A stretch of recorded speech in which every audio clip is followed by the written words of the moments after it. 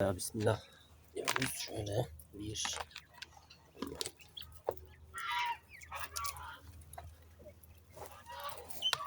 2 3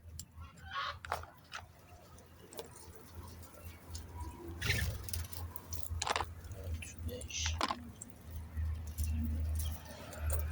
6 7 8 11